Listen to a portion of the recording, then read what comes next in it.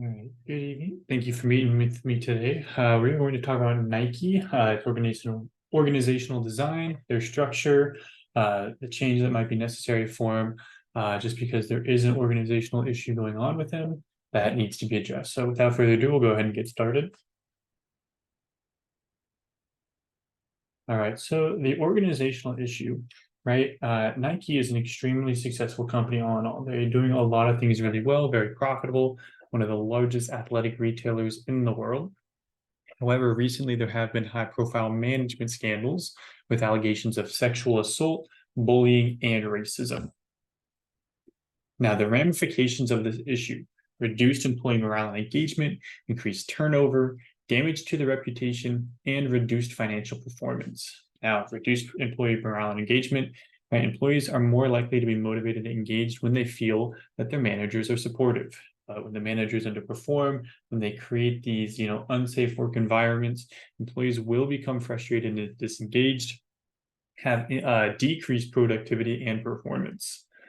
Increased turnover, right? Because of this, employees who are unhappy are not going to want to stay, right? They're more likely to leave the company, which increases turnover costs and makes it difficult to keep the top talent that they have. Damage to the reputation, right? Nike is a very large company.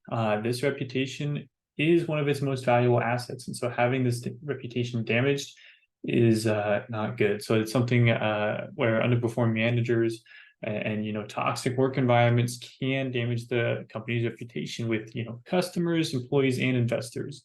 And then finally, reduced financial performance. All of those above factors can impact their bottom line. Of course, they are still doing really, really well, but there's always room for improvement. And this is something that is going to negatively impact their sales, their profits, and their stock price. Now, the relevance of their structure, design, and culture, right? They've got a centralized organizational structure. They're a very functional organization, right? That's by design. And they're a very competitive and performance-oriented culture. So they have a strong CEO and a small executive team making most major decisions at the company. Right. And this is common in large global companies, and it can be effective in driving efficiency and consistency, but it can lead to slower decision making. It can lead to at times a lack of innovation, right? Maybe they're missing something, right? Not as many ideas.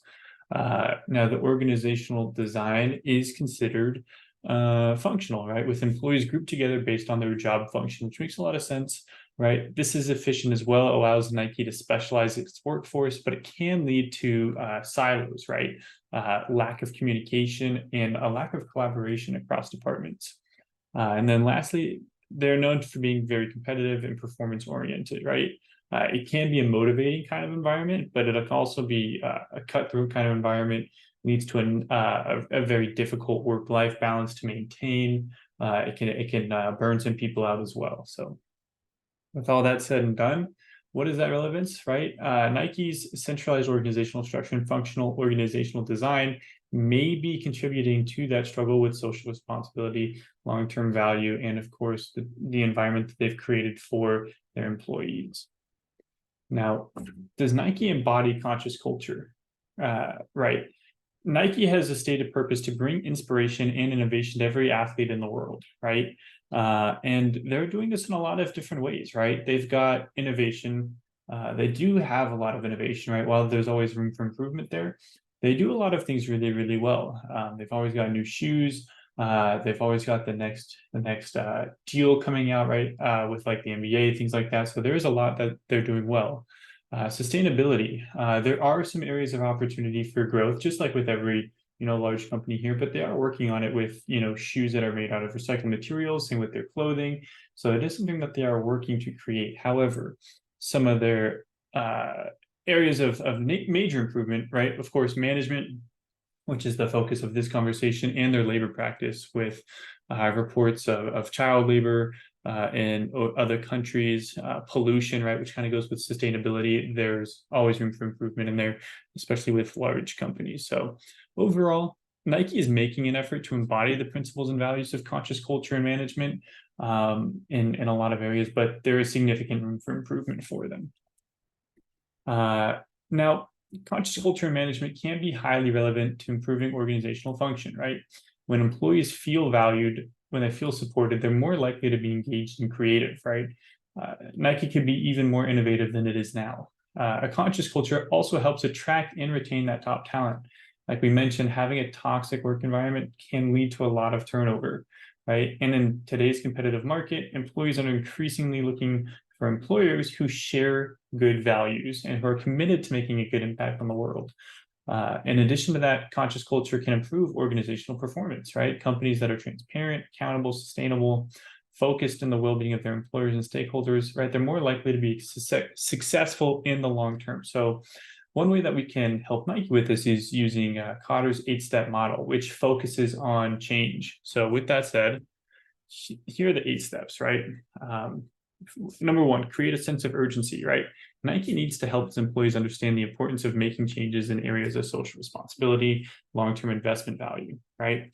The company can do this by communicating the risks and opportunities associated with not making those changes, right? For example, they could share data on the cost of social responsibility violations and the responsibility they have to their employees, right? They need to be honest about what's going on with them within the company, potential impact on the business that way.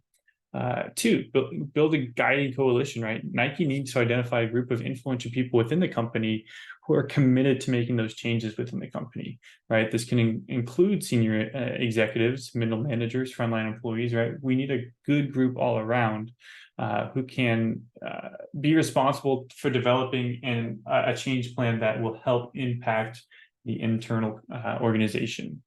Develop a vision and strategy, right? The Guiding Coalition needs to develop a clear vision for the future of Nike, as well as a strategy for achieving it, right? Pretty straightforward there. It should be inspiring and it should feel feasible, right? It should feel feasible. Communicate that vision. So once it's been developed, it needs to be communicated to all the employees, right? They need to be honest about what's going on within the company. They need to take a hard look in the mirror and communicate that to their employees of what they're going to do to improve. They can do this with town hall meetings, email, internal social media, right? Slack channels, things along those lines, to get that brought out to their employees. Empower broad-based action, right? Nike needs to create an environment where employees feel empowered to make changes, right? This is providing employees with resources and support they need to be successful, right? They can empower employees by decentralizing decision-making, giving them more autonomy, right? Not fully, because it's so large of a company, you can't have too many cooks in the kitchen, but there needs to be a better way for employees to make comments, make a significant impact for the company, right? There needs to be a better way for that. Generate short-term wins, right? Nike needs to achieve some early successes in this in order to maintain momentum for the change that they want to make, right? If they're going to create a better culture, they need to have they just need to have short-term wins, something real quick to let them know, hey, we're changing, right? This change is here to stay. Consolidate gains, produce more change, right? Once there's some short-term wins, they need to build on that and make more fundamental changes, restructuring the organization, changing the culture. That could lead to developing new products and services based from that, but it needs to start on the inside. And then finally, anchor new approaches, right? Nike needs to ensure that the changes it makes are embedded in the culture. So this means making the changes permanent, institutionalizing them, right? Nike can do this by updating its policies and procedures, right? Its code of conduct, training and developing employees on this new way of working and this new way of thinking, setting hard boundaries on, these allegations that have been coming out, letting them know, hey, we are not doing this anymore. And by following these 8 steps, Nike can bring about the necessary improvement for their internal management. This is good for social responsibility and for long-term investment values. This does take time and effort. There's no guarantee of success, but using Kotter's model, Nike can increase its chances of success. Now, there are going to be some tips that Nike will need to think about while implementing these changes, right? They need to engage employees early on in this. They need to involve employees from the beginning, right? This will help build the support for those changes and identify any potential frustrations that pop up, right? With this change that they need to make, there's going to be a lot of ruffled feathers, right? Where it may not feel that way because of the allegations, right? There's a reason those allegations are happening, right? People are doing this within the company. Change is going to impact them significantly, right? Provide regular communication. Nike needs to thoroughly communicate with employees regularly throughout this whole process, right? This communication should be transparent and honest. It should address the employees' concerns directly, since they are the ones being impacted. Celebrate successes, right? It's important to celebrate the successes along the way.